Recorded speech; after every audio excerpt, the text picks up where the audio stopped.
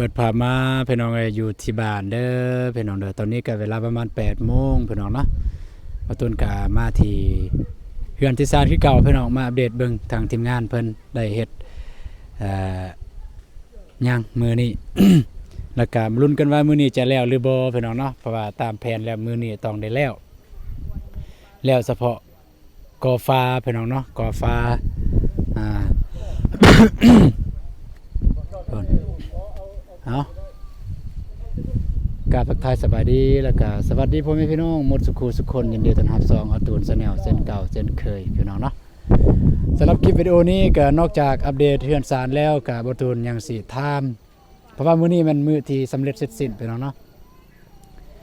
ก็สิถามทางสร้างเพิ่นเพราะว่าจะให้เพิ่นแล่นหัวเลยพี่น้องเนาะ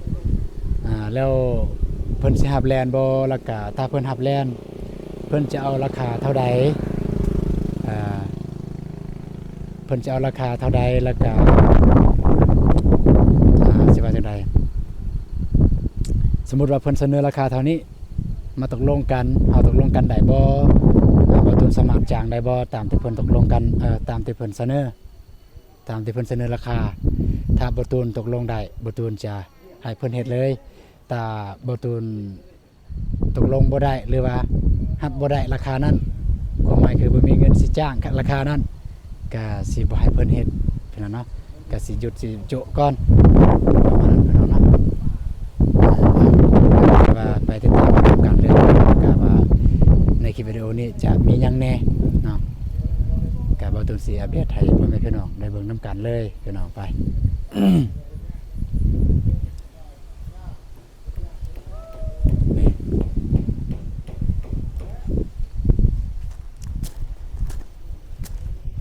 ทางนี้ก็จะเห็นอ้ายบ่ตูนกำลังย่างเสือกอยู่เพิ่นย่างเสือกเพิ่นจะจับดิ่งจับเหลี่ยมเสาเพิ่นหน่อย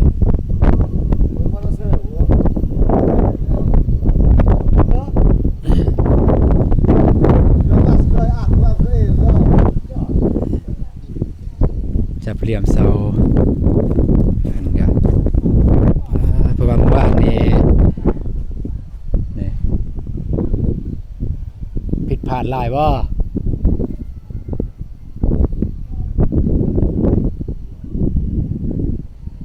โอ้เขาออก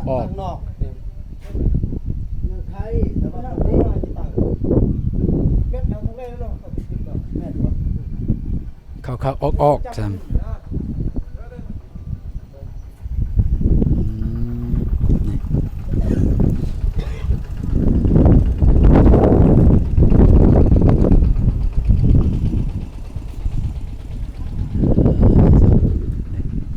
เดี๋ยว พาไปเบิ่งตัวเมื่อวานนี่ก่อนนี่เมื่อวานนี่อยากมืดเลยพี่น้องเนาะนี่สำเร็จเสร็จสิ้นพี่น้องฝากเบิ่งนี่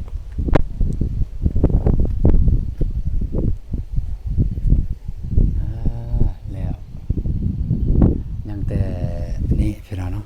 บ่ตูนเอิ้นว่าปีกยังแต่ปีกนี่แหละเดี๋ยวจักหน่อยจะลมน้ำสร้างเพิ่นว่าเพิ่นสิเฮ็ดตัวนี้แล้วเลยบ่แล้วว่าเพิ่นจะเมื่อบ้านก่อนแล้วจึงเพิ่นจะได้การลงรายละเอียดนำเพิ่นก่อนพี่น้องเนาะ เป็นหวัดเป็นไอพี่น้องหนาวเริ่มเป็นหวัดเริ่มหนาวแล้วพี่น้อง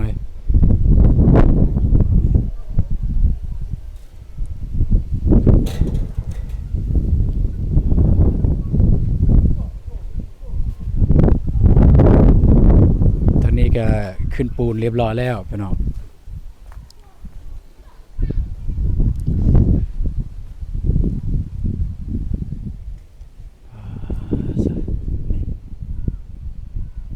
ก็น่าจะแห้งไว้อยู่เพราะว่าทึกแดดเด้เบิ่งนี่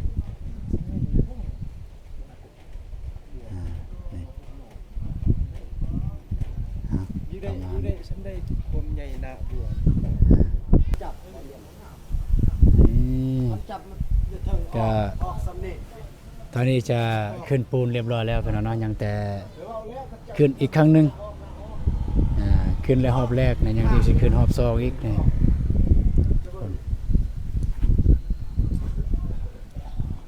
อันนี้ก็อายบอตูนก็มันล่มเข้าใน เดี๋ยวจะไปเบิ่งปูนก่อนว่ายังหรือบ่ กายขาด โอ้หมดแล้วปูนหมดแล้วปูนพี่น้องเอ้ยนี่ยังแต่อยู่นี่น่าจะได้เยอะคันสิซื้อนี่บ่ฮู้ว่าสิซื้อจักซอบเดี๋ยวจะนอนสิถามทางสร้างเพิ่นเพราะว่าที่ยังบ่พอนี่มันอยู่ฝากฟ้านี้ฟ้านี่แหละฟ้าเดียวจบเลยวิดฟ้านี่ก็จบเลย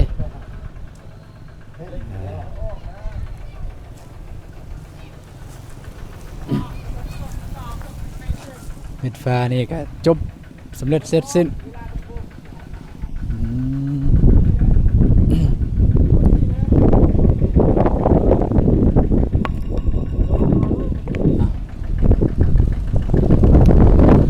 ตอนนี้ทางสร้างเพิ่นแนะนำอ้ายประตูนแนะนำเรื่องการจับลิงเปลี่ยนตัวโบกโบกเองโบกเป็นหน้าที่มันออกนะมันเป็นอย่างน้ำมันมีกลัวอะไรมันจะเอาเป็นนั่นมันคือตู้กับคน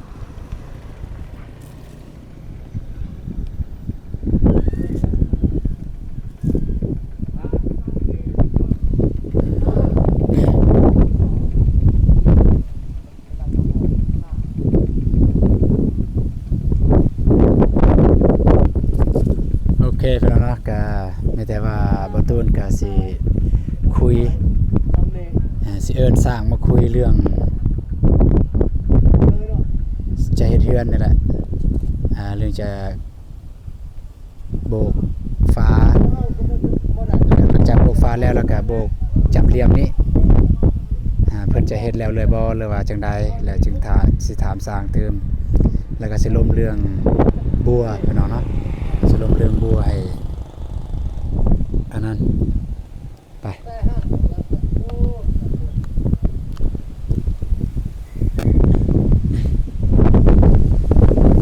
โอเคจะสิล้มเรื่องบัวกันเลยที่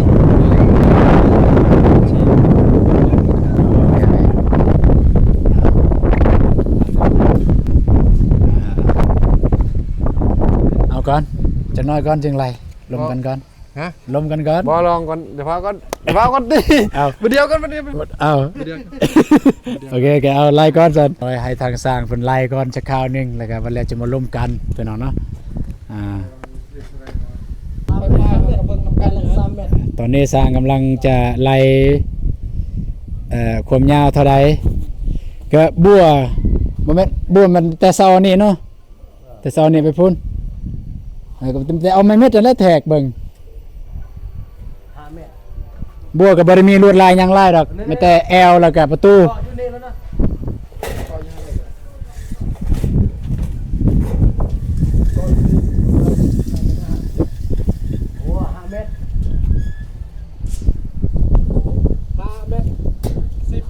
5 เมตร 10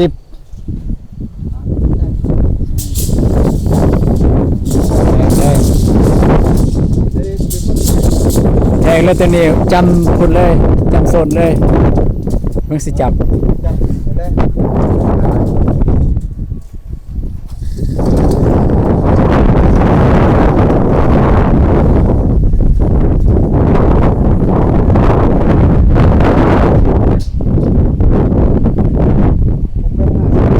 เป็น50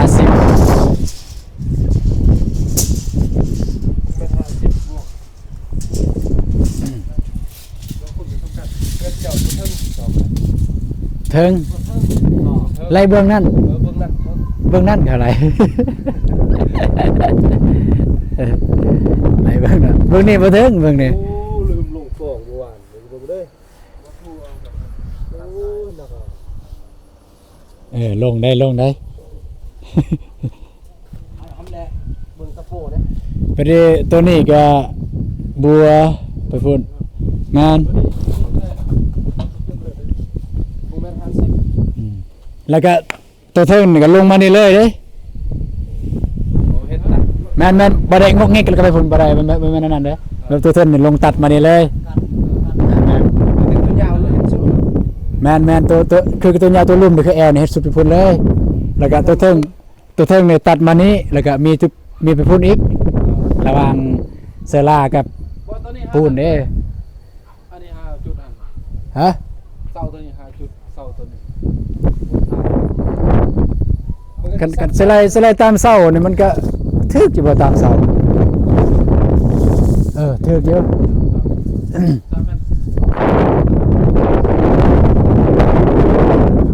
แล้วก็เติมลูก แม่นแต่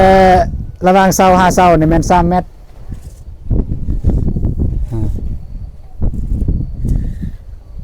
ไปเบิ่งลองเบิ่งอ้าย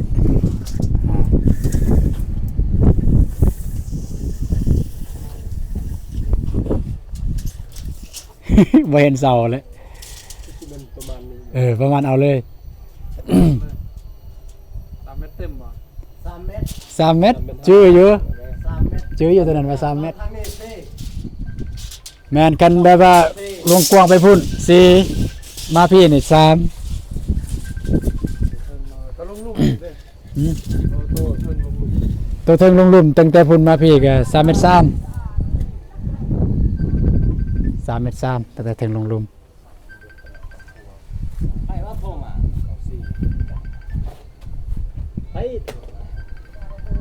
ดับกัน ประมาณนั้น มาได้ แล้วก็บัวนี่ใส่บ่เนาะเนาะนี่บัวหน่อยเลยเอาพนอลองคอมเมนต์ด้วยบัวหน่อยนี่ใส่ได้บ่บัวซองลมแต่ว่าเห็นบัวของเขาใส่เนาะ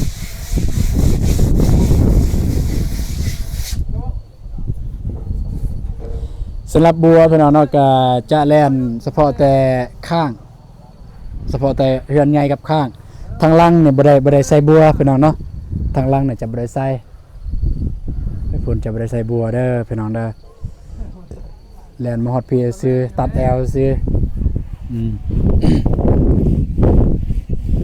ให้ทางสร้างเพิ่นคิดไล่ไปทีเรียบร้อยก่อนแล้วจึงมาคุยกันแล้วก็จึงมาไล่ราคมราคาว่าเท่าใดเราใส่ปูนมา นี่มันยังคิดไรอยู่บ้านนี่จะกอบ้านเนี่ยบ่ใส่ดิ่งกอแล้วจึงมาใส่ดิ่งก็เห็นแล้วเนาะความผิดพลาดบาดเนี่ย คงจึงมีบล็อกเนาะ เนี่ยพอดีอ้ายเพิ่นสิมาสานต่อของหัวหน้าสนุมบ้านเมื่อวานเนี่ยหัวหน้าสนุมบ้านเนี่ยมันก็แล้วก็บ่ได้ใส่ดิ่ง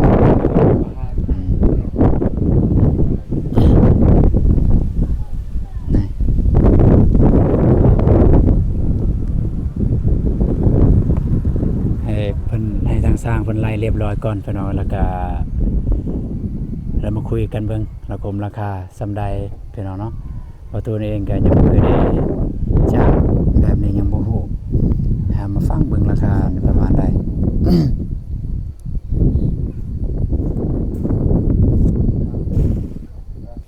เข็ดลาย ทางนี้ก็คือกันทางนี้ก็บัวตัดแอลเป็นบัวซีเจซาเขาท่านซะซีเจซาไปพูนตัดแอลแล้วก็ขึ้นเทิงแล้วก็ไปพูนลงลุ่มแม่นแล้วก็ประตูวงประตูบ่ได้มีซิกเซกบ่ได้มีอันนั้นหลาย ตัวนั้นลงไม่เองบ่ แมนตัวนี้ก็คือการเฮ็ดแบบลงมานี่ปุ๊บแล้วก็ไปพุ่นปั๊บจำเฮือนครัวเลยจำโซนทันคุมหมายตัวนี้พี่น้องเนาะนี่ตัวนี้ได้เฮ็ดบัวมาพี่นี่มาพี่แล้วก็ลงมาแล้วก็จิกเจ๊กตามอันนั้นเลย ตัวนี้มานี่แล้วก็ลงนี่มานี่แล้วก็ลงนี่เลยจำนี้จำแอลเลยแล้วก็มันจะมีไปพุ่นอีกแล้วก็จะมีของประตูนี้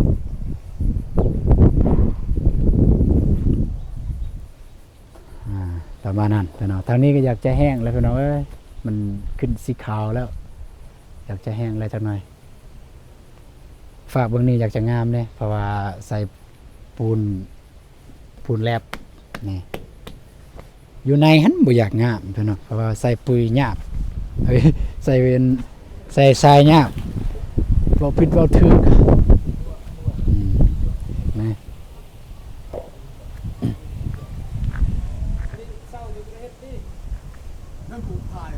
บ้านี่สำเร็จบ่คิดไร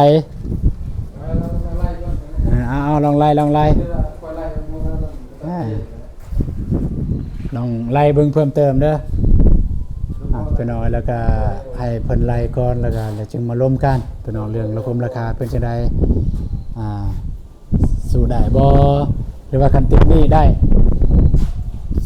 จ่ายพรปีละ ปีละปีละแสนโอเคบ่คันติดหนี้ได้เนาะมีบ่ติดหนี้ได้นี่มีบ่เออ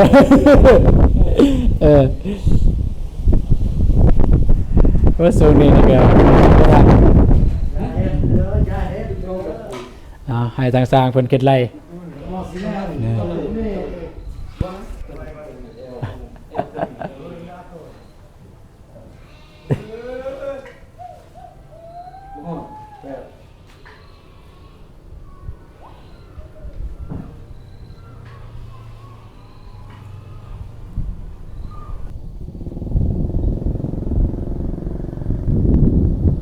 พี่น้องเนาะตอนนี้มายืนกับสร้างแล้วพี่น้องก็คือสร้างหน่วยผู้ที่บ่ตูนติดต่องานเนาะใส่อันนี้ก่อนให้ได้ยินเสียงเด้อจนหน่อย FC ทางบ้านจงฮงเบิ่งบ่ได้ยินเสียงเจ้าเอาคนอื่นหมดก็สิมาบอกแบบนี้พี่น้องเนาะเพราะว่าสำหรับคลิปวิดีโอนี้เนี่ยมันจะเว้าเรื่องสิถามสร้างเพิ่นจะแลนบัวหายบอหลักฐานเพิ่นแลนเพิ่นจะเอานำเท่าใดอันนี้เป็นเรื่องหนึ่งเรื่องสองคือหลังจากเพิ่นก่อฟ้านี่แล้วเพิ่นยังสิเฮ็ดเหลี่ยมให้มันแล้วเลยบ่หรือว่าเพิ่นสิก่อฟ้าแล้วแล้วเพิ่นสิหยุดงานแล้วก็ไปหาลูกไปหาเมียแล้วจึงมาเฮ็ดรอบ2หรือว่าแนวใดสิถามคำถาม2เลยซะสิก่อฟ้านี่มันแล้วเลยบ่หรือว่าจังได๋อันนี้บ่แม่นโอ้แล้วยันว่าค่าไปฝุ่นเวียกมันมีเวียกนอกแน่เลยไปเวียกนอกจำเป็นเลยก็ว่าเพื่อนก็อยากเมื่อหั่นแหละเพื่อนก็อยากเอาง่ายๆเมื่อยามมันแล้วตามบึงเมื่อยามลูกยามเมียเราสิมายามบ่ได้ค่อยก็สิไปเวียกใหม่ก่อนก็คือสรุปตอนนี้คือจะเฮ็ดแต่ฟ้านี่แล้วก่อนแล้วก็เลี่ยมเนี่ยมาเฮ็ดน้ำลังสรุปเพราะว่าเพิ่นก็อยากอยากไปแน่อยากด่วนแถวหาลูกหาเมียเพิ่นก็มีเวียกของเพิ่นนั่นแหละแล้วถ้าสมมุติว่าไปแล้วประมาณจักมื้อสิมาอีกก็น่าสมมุติว่าโอ้ก็ประมาณ4มื้อนั่นแหละประมาณ4หรือว่า5นี่ล่ะประมาณนั้นแหละบ่โดนดอกก็ประมาณนั้นแหละโอเคอันนี้ก็คือเว้าเรื่องก่อฟ้าพี่น้องเนาะทางสร้างเพิ่นว่าเพิ่นอยากจะไปเฮ็ดเวียกนอกก่อนเพราะว่าอยู่นอกก็ยังบ่แล้วตอนนั้นมาเฮ็ดอยู่นี่เลยยังอยู่นอกกันแต่เสาเลี่ยมเสาเนาะเลี่ยมเสาแล้วก็โบกเสายังเลี่ยมเสาไปก่อโบกเสาแล้วก็เพิ่นว่าประมาณ4มื้อหลังจากแล้ว4มื้อก็กลับมาอีกนี่คือเก่ามาจับเลี่ยมเสาอันนี้อีกก็บ่หลายเลี่ยมนี่แหละนี่มีแต่ทางนอกนั่นแหละเลี่ยมทางในมันก็เบิดแหละมันจะโบกหน่อยนึงก็ประมาณอยู่นี่ก็ประมาณ2มื้อปลายอยู่นี่ประมาณ2มื้อปลาย2มื้อปลายนี่แหละเพราะอยู่นี่บ่ได้ลายเพิ่นว่าอยู่นี่บ่ได้ลายแต่อันนี้ไปพุ่นแล้วก็เสานี่แล้วก็จะมีอยู่ในมายกมาแยกเนาะประมาณนั้นแหละประมาณ2มื้อปลายแล้วก็ขอเพิ่มคำถามอีกคำถามนึงก็คือในเมื่อเฮ็ดจังซั่นแล้วแบบงานเฮาบ่แล้วเสร็จสิ้นนะงานเฮาบ่แล้วเสร็จสิ้นทางสร้างหน่วยเคยไปเฮ็ดเวียกทางอื่นคันเวียกบ่แล้วเนี่ยสร้างหน่วยรับเงินเลยบ่แล้วว่ายังปากค้างไว้แต่ว่าตัวนี้มันส่วนตัวให้เองเนาะตัวว่าแต่ว่าไงบ่เอาหมดก็ได้คือเฮาแต่ว่ายันว่าเขาสิเอาหั่นนะยันว่าก็บ่ฮู้นำเขาแล้วแต่ว่าเฮานี่บ่อยากดอกเอากับ ประมาณครึ่งหนึงหรือว่าใจน้อยหนึงก็ได้ว่าเป็นหยังครับแต่ว่าแล้วมาทันมาเอาอีก บัดแล้วจึงมาเอา เอาว่าไงซ้ำใส่นี่ก็ได้ บ่ตูนก็ว่าจังซั่นคือกันแบบว่า อืม บ่แม่นเป็นการบ่เชื่อใจหยังบ่แม่นแต่อันนี้คือกฎเกณฑ์ของการจ้างกับคนรับงานกับคนจ้างอะนะคือกฎเกณฑ์แบบนี้อะนะแบบว่าแต่อย่างว่างานยังบ่แล้วก็เอาไปครึ่งหนึง นั่นนะ บัดเจ้ามาซ้ำเวียกแล้วก็จึงเอาไปเบิด เนี่ย อันนี้คือกฎเกณฑ์ของผู้จ้างกับผู้รับเวียกกันนะประมาณนั้น แต่ถามว่าบ่ตูนไว้ใจบ่ตูนบ่มีหยังเลยสิบ่ไว้ใจทางทีมงานโดยเฉพาะทีมงานสร้างเพราะว่าเพิ่นปกติก็เพิ่นมาเฮ็ดเวียกอยู่ห้วยดำคือกันอยู่บ้านบ่ตูนโดยเฉพาะทางสร้างมวลบ่ก็ยังมีเวียกอยู่ห้วยดำอะนะบ่ว่าเพิ่นสิอันนั้นเนาะบ่ว่าแต่สร้างหน่วยบ่จังซี่แฮงๆเว้าโอคลิปจังซี่เนาะ แต่ว่าบ่ตูนคิดว่านะบ่ตูนบ่ได้คิดเลยในจุดนั้นบ่มีหรอกแต่ว่าคันเว้าเรื่องกฎเกณฑ์นั่นตามที่บ่ตูนเราหั่นโอเคเอาวันนี้ก็มาต่อเลยคำถามที่2คำถามที่3บัวคิดไรเรียบร้อยป่ะ ว่านี่คิดได้อยู่แต่ว่าปัญหาเรานะยังบ่ทันประสานว่าสิเฮ็ดร้อยกับบ่ฮู้นำเราแต่ว่าเราก็ว่าเบิ่งก่อนว่าแต่จนเฮานี่ก็ไล่แล้วใช่ ไรแล้วเนาะวันนี้โอเคจะเฮ็ดหรือบ่เฮ็ดหรือบ่ตูนจะจ้างหรือบ่จ้างต่อก็อีกเรื่องหนึงเนาะแต่ว่าตอนนี้อยากฮู้ราคมราคานะแบบประมาณใด ประมาณใดบางเทื่อบ่แม่นเฮาไปเฮ็ดแต่คนอื่นไปเฮ็ดนะมันสมมุติว่าไล่ว่าผ่านๆว่าตัวอย่างว่าเขามาเฮ็ดได้บ่ซำนี้หรือว่าเฮามาเฮ็ดซำนี้ราคาเฮาก็จะพูดตัวจริงนั่นแหละเนาะแม่นแต่ว่าแต่ก็อยากให้เจ้าของฮู้ว่าราคาซำนั้นซำนี้คนอื่นมาเฮ็ดก็ซำนี้หรือว่าใกล้บ่ก็บ่ฮู้นะลองถามปลายสร้าง สำหรับของสร้างหน่วยรายแล้วเนี่ยถึกเท่าใด ราคา ราคาแม่น รวมเบิดก็ประมาณไรบางกี้ก็ตกประมาณ6 ล้าน 6 ล้าน 6 ล้านปลาย 6 ล้านปลายว่า แม่น เฉพาะบัวเนาะ6 ล้านปลายบัวมื้อใดพร้อมสิมาเริ่มงาน6 ล้านปลายเท่าใดล่ะ ปลายขอว่าง่ายๆคันเอาอยู่น้ำเจ้าก็กินน้ำเจ้าก็ซ้ำหาซะหรือว่า สภา 4 3บ่ระวังนั่นนะก็บอกกันไปซ้ำนั่นเลย แต่ว่าเจ้าคู่คือตอนนี้แบบเจ้าไล่แล้วนะคือแบบเอาคุ้มจริงเลยนะเจ้าไล่แล้วตอนนี้เนี่ยถือ6 ล้านปลายนะคือว่าปลายนะปลายเท่าใดนะ ปลายมันวะ แม่น ปลายมันแสนปลายนี่แหละแต่ว่าอยากขอนำอะไรง่ายตอนนั้นหรือว่าอยากไว้ง่ายอยากขอนำ ขอนำหรือว่ากินหรือว่าหรือว่าเงินกินเงินย่างหั่นแหละว่ากินน้ำเจ้าก็ลบอยู่หั่นเลยหรือว่าจังได๋หั่นนะไว้ง่ายมันตัวนั้น 6 ล้านปลายเนาะสำหรับบัวเนาะ ไว้ง่ายแต่4 5 3หั่นแหละไว้ง่ายจุดนั้นแหละ แต่ว่าบัวเนี่ยตามที่เฮาได้คุยกันไว้คือมีแต่แบบบ่มีซิกเซกลายนะบ่มีตบแต่งลายนะมีแต่ถ้ามีตบแต่งสมมุติว่ามื้อหน้ามื้อเนื้อบ่ตูนเปลี่ยนใจมีตบแต่งก็จึงเว้ากันใหม่ตอนนั้นนะก็ตอนนี้จะมีแอลแล้วก็ประตูทุกประตูเลยบ่ว่าแต่ประตูใหญ่ประตูน้อยบ่มีบัวแม้แต่อยู่ในหั่นประตูห้องนอนเนี่ยยังบ่มีประตูห้องน้ำบ่มีบัวพวกนั้นบ่มีเลยมีแต่ตัวใดแม่นอยู่นอกกันนะจะมีเพ้อๆอาจจะเฮือนควรก็บ่มีแต่ประตูเฮือนควรก็บ่มีเพ้อๆแต่ก็เบิ่งตัวจริงแต่สำหรับซุ้มนี่มีเบิดคือแบบตัวน้อยเห็นบ่นี่จังซี่แล้วก็คันสั้นเนี่ยสมมุติว่าประตูว่าโอเคประตูจะตกลงจ่ายตกลงจ้างทีมงานนะจ้างทีมงานมาเฮ็ดคิดว่าสิมาเฮ็ดมื้อใด อันนี้ก็ยังบ่ฮู้เลยเพราะว่าสิถามเราแหละแต่ว่าเราสิพร้อมมื้อใดแต่ว่า หรือว่าพร้อมกับตัวนี้เลยบ่เพราะว่าคันสิมาเฮ็ดซ่าก็เพราะว่าประตูก็อยากเล็งให้มันอันนั้นเลยเพราะอยากทอสากทาสีเด้ นั่น อยากทาสอกทาสีอยากลงสีเลยลงสีนอกลงสีในนะแต่มันสิถ้าใช้เวลาประมาณเป็นทิศหรือ2ทิศบ่ก็มันก็กินเวลาอยู่หั่นแหละเพราะว่าอยากลงสีเลยนะประมาณนั้นพี่น้องเนาะก็คือบัวนี่มัน6 ล้านปลายพี่น้อง6 ล้านนี่ก็คือ10,000 บาทพี่น้อง 10,000 บาทถามว่าบ่ตูนมีเงินจ้างบ่มันก็บ่มีแต่ว่าถามว่าบัวเนี่ยจำเป็นบ่มันก็เรื่องจำเป็นเฮือนต้องมีบัว นั่น ถ้าบ่มีบัว ก็จักสิว่าจังได๋เนาะนี่เนาะเอาคันว่ามีบัวนะ เป็นคือกุดนี่แหละ แม่นแบบ เพื่อนกุด แม่นมันต้องมีบัวก็คือบัวยานภาษาไทยจักเพิ่นไว้หยังเนาะบัวเนาะก็คือตัวนี่นะพี่น้องออมนี่ประตูนี่นะบัวให้กันนะ แกบ่ได้บัวก็บ่ได้ยุ่งยากนะคือตัวอย่างคือไม้เส้นนี่แหละตัวอย่างคือจังซี่นะแบบนี่ประมาณนี้พี่น้องเนาะประมาณจังซี่นี่อาจจะเห็นเลยบ่ทางนั้นเนาะนี่จังซี่นะไปพูดเลยบัวตัวนี้ แต่ว่าบัวในบ่ตุนจักได้แน่ประมาณน้อยกว่านี้อีกหน่อยนึงก็บ่ถึงว่าซ้ำเส้นนี่เลยดอก 6-7 เส้นพอดี6เส้น7 บ่ เส้น บ่ต้องว่าใหญ่หลายนะ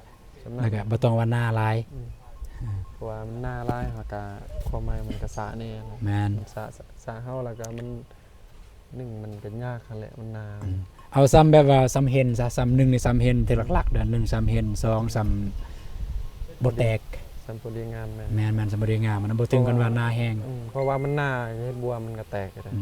แม่น เพราะว่าอาศัยถึงว่ามันดนเวลาเฮาเกาะปูนแล้วเฮาได้ถ่ายได้ โอเค มันบ่คือโบกเลยโบกมันต่างแล้วก็คันว่าเฮ็ดซัมพูดีนี่เฮาก็สิได้ไปได้ไปได้อีกอย่างหนึงเฮาก็ว่าง่ายๆเนาะเฮาก็เลยประมาณเลยเนาะคันว่า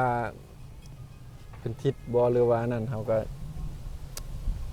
มันก็ว่าง่ายๆเฮาก็บ่อันนั้นแหละบ่ได้หลายแหละว่าก็ปกติแหละตอนนั้นเนาะ แต่ว่าจะคนมาเฮ็ดนี่สิจ้างเขาอีกเด้มันเสียก็2คน3คนบ่สมบูรณ์บ่มันก็คำว่าสิฮอดทิศก็ คิดว่าประมาณบัวนี่ทิศหนึงว่าบัว โอ้น่าจะประมาณนั้นนะ โอเคเอาประมาณนั้นไปแล้วเนาะ ทิศหนึ่ง แล้วก็ยานว่าพ่อแม่พี่น้องอยากยานว่าพ่อแม่พี่น้องคอมเมนต์ถามว่าเพิ่นไล่เป็นเม็ดกะเลเท่าใดอยากรู้เม็ดกะเลเท่าใดเพื่อสิได้ตอบถูกกันนะ โอ้ ฉะนั้นประวัติบ่ตูนบ่ฮู้บ่ตูนสิตอบบ่รู้เลยกันเม็ดกะเลนี่กะเลเท่าใดคือบัวนี่ ก็เลยบัวแอลเม็ดละแสนเม็ดลุม เม็ดละแสนเม็ดละแสนนี่ก็คือถ้าเป็นเงินบาทก็ประมาณอยู่เท่าใดเนาะ150 บาทประมาณนั้นแหละ150 บาทเม็ดหนึงตัว150 บาทพี่น้องเอ้ยค่อนข้างว่าพ่อแม่พี่น้องก็คอมเมนต์มาหลายยกย่องทางทีมงานสร้างเฮ็ดดีเฮ็ดงามใส่ใจกับงานก็ตัวตนเองก็เห็นอยู่ในจุดนี้พี่น้องนะโอเคประมาณนั้น นั่นน่ะ สิไปซื้อปูนก่อนประมาณจักซอบไปซื้อปูนไอ้ม่วนจักซอบปูน โอ้ยเราประมาณนี้ แม่น เสียทั้งบัวเลยเด้อเนาะ บ่อย่าเอาก่อนก็ได้ อย่าเฝ้าก่อนก็ได้เอาเฉพาะแต่ตัวนี้ก่อน ตัวนี้บ่ ตัวที่ยังนะตัวที่ยังสิเฮ็ดนี่ตัวที่ยังสิเฮ็ด 2-3 สอบ3 สอบบ่ประมาณนั้น ประมาณ2-3 สอบ ประมาณนั้น ประมาณ3ซอบเนาะ 3 สอบ โอเคจะได้ออกตลาดก่อนนี่เอายังวะของกินมื้อนี้มีโอกาสออกตลาดอยากกินแบบต้มบ่หรือว่าจังไดแนวเราต้มเด้อนี่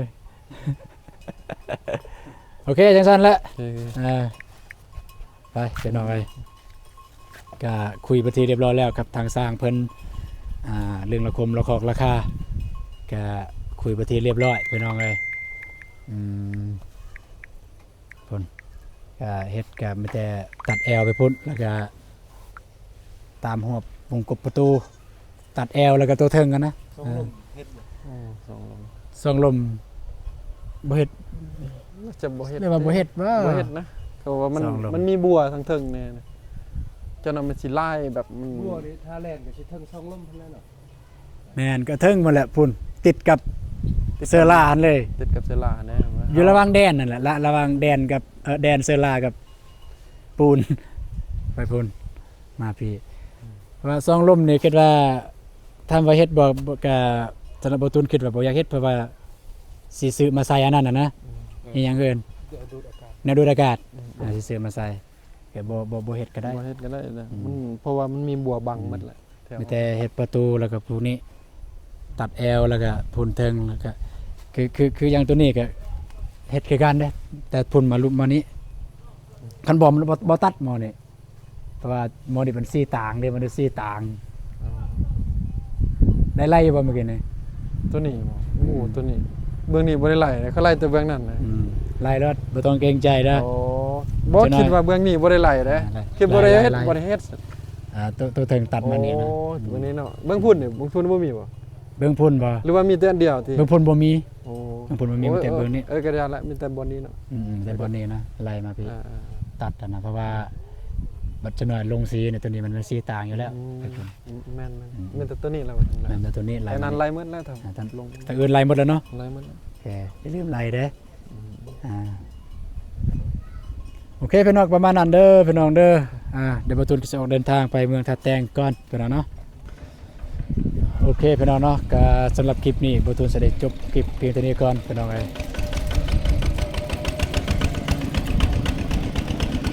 แล้วก็อยากจะมาเว้าหน่อยนึงพี่น้องเนาะสำหรับ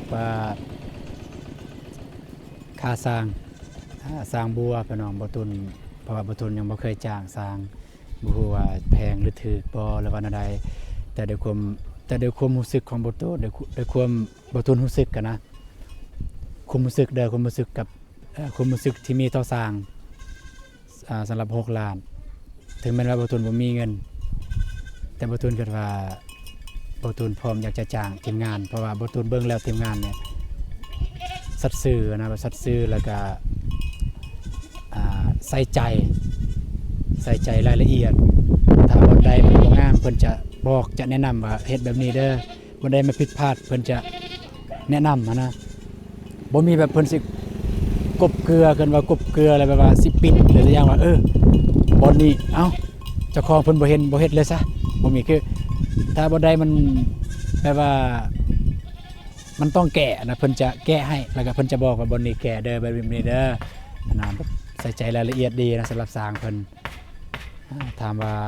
แพงบ่สำนั้นด้วยความว่าเฮาก็บ่แม่นว่าสิมีเงินก็แพงแต่ว่าอยากจะจ้างเพิ่นพี่น้องเนาะนั่นแหละคืออย่างที่ประตูนเว้าหั่นแหละเพิ่นก็ดีกับเฮาอะนะเพิ่นดีกับเฮาพี่น้องเอ้ยก็ประตูนตกลงจะให้เพิ่นมาเฮ็ดพี่น้องเนาะให้เพิ่นมาเฮ็ดบัวเอาพี่น้องเอ้ยก็สำหรับคลิปนี้จะได้จบคลิปเพียงเท่านี้ก่อนพี่น้องก็ได้หมดก็ขอบคุณเด้อผู้ใหญ่ใจบุญและที่ทุกท่านที่ตามมาชมคลิปของประตูนตั้งแต่ต้นคลิปจนจบคลิปจึงได้ก็ขอให้พี่น้องที่มีสุขภาพแข็งแรงลำรวยเบิดสุขคนไปพี่น้องเจอกันในคลิปต่อไปพี่น้องเอ้ยสำหรับคลิปนี้ขอตัวลาไปก่อนสบายดีพี่น้องไป